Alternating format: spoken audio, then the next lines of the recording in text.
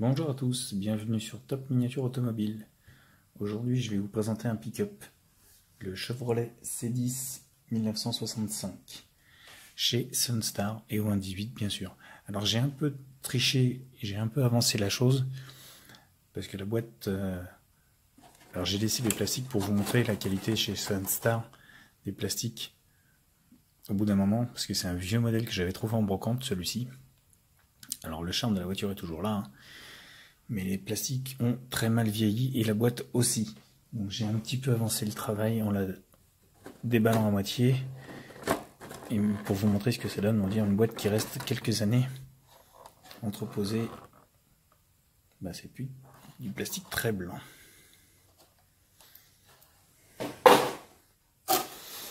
Même l'ensemble de la boîte.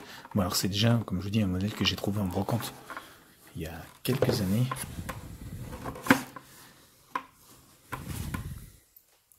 Donc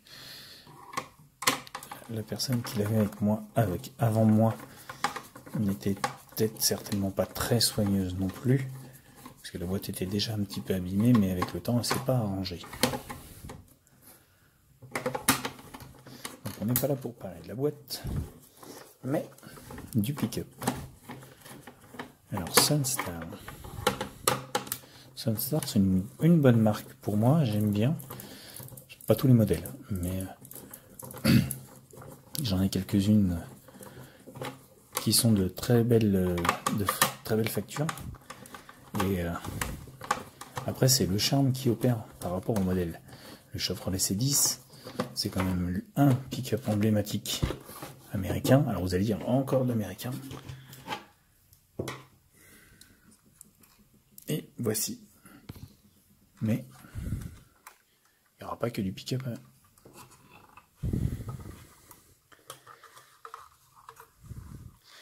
Il est très beau.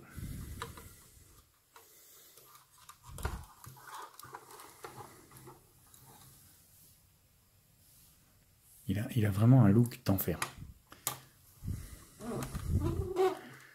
La gamme de pick-up des années 70 chez Chevrolet 60-70 a vraiment été une marque.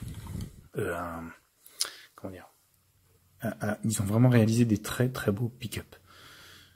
Et Sunstar donc s'est attribué celui-ci, qui est très beau aussi.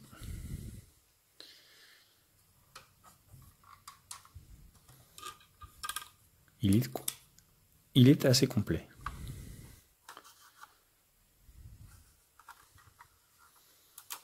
Alors Sunstar, c'était pas une marque très onéreuse,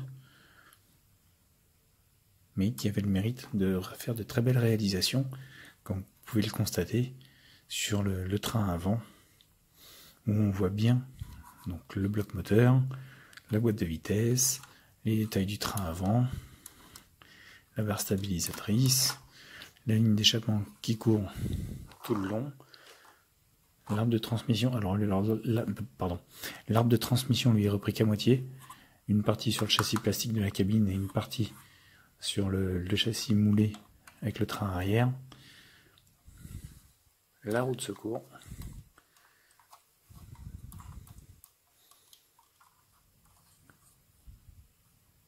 Avec son gros support de roue de secours. Le train arrière.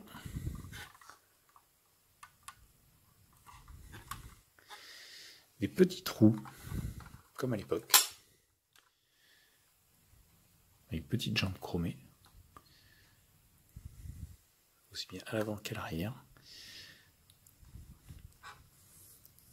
Mais il est très très joli. Moi j'aime bien. Et j'espère que vous aimerez aussi.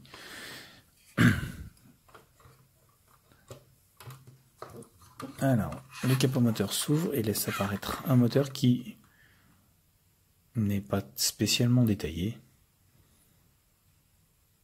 Parce que vous n'avez pas les fils de bougie, vous n'avez pas les détails, mais vous avez un moteur qui est là, entier, puisque comme je vous disais, on le voit apparaître en dessous, avec les collecteurs d'échappement, le filtre à air, les caches-culbut, un minimum présent dans le compartiment moteur. Alors la porte conducteur s'ouvre pour laisser apparaître une cabine simple mais efficace. Reprend bien le détail de la banquette. Alors le tableau de bord est assez simple puisque c'est juste, on va dire, une planche d'autocollant qui est collée de travers sur le tableau de bord. La direction est présente.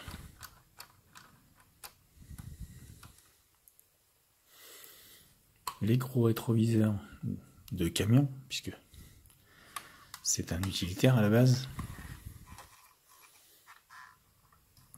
La trappe à essence, le remplissage, la grosse lunette arrière, le haillon basculant. Alors les feux ne sont pas, on va dire, en plastique orange ou rouge transparent, c'est juste un petit coup de peinture qui a été mis. Ça n'enlève pas grand chose à son charme, mais c'est un petit détail que j'aurais bien aimé, on va dire, avec du vrai orange transparent pour donner un effet un petit peu plus réaliste. Ça n'engage que moi. Donc, côté passager, bah, rien d'extraordinaire, hein.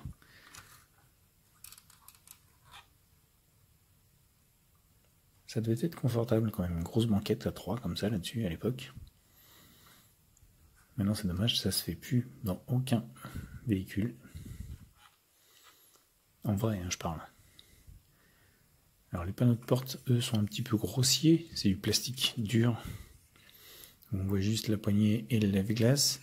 Il n'y a pas de vitre. Les poignées sont là. L'antenne est là. Petite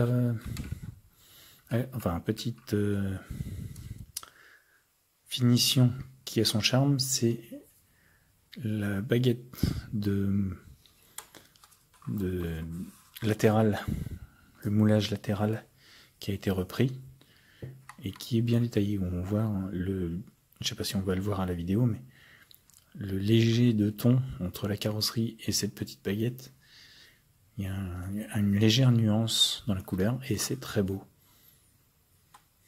Les deux gros clignotants sur la face avant, sur le capot. Ça, c'est un look que j'adore. Les deux gros feux, les deux gros phares globuleux à l'avant avec cette grosse calandre Chevrolet. La plaque avant qui reprend bien le 1965.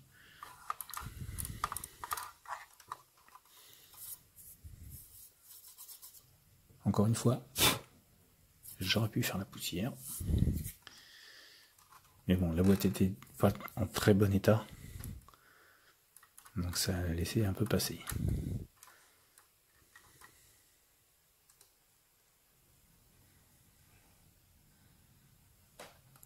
Non, c'est vraiment un beau modèle. Alors je préfère honnêtement les modèles des années 70 en Chevrolet C10. Mais celui-ci, on va dire, a un petit charme qui m'a pas laissé indifférent. Alors un petit détail qu'on ne voit pas spécialement, ou on ne verra peut-être pas à la vidéo, sur le haillon, vous avez le Chevrolet qui apparaît en blanc tout du long, mais c'est vraiment très pâle.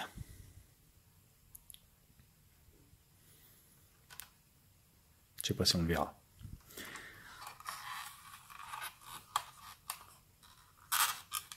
Après, pour les fans de transformation, de custom, vous pouvez, on va dire, améliorer la chose, le reprendre, le détailler, le rehausser, faire pas mal de choses avec ce pick-up.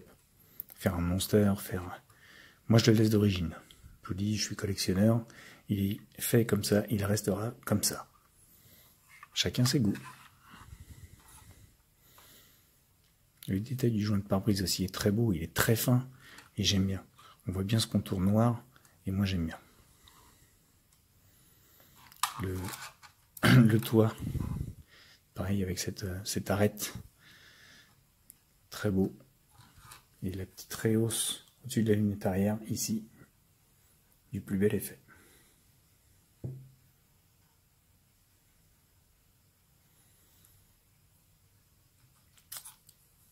Les amis, je vous laisse vous faire votre avis. Laissez-moi des commentaires si vous aimez ou si vous n'aimez pas.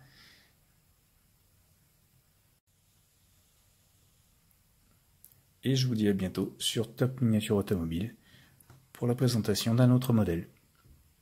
Au revoir à tous.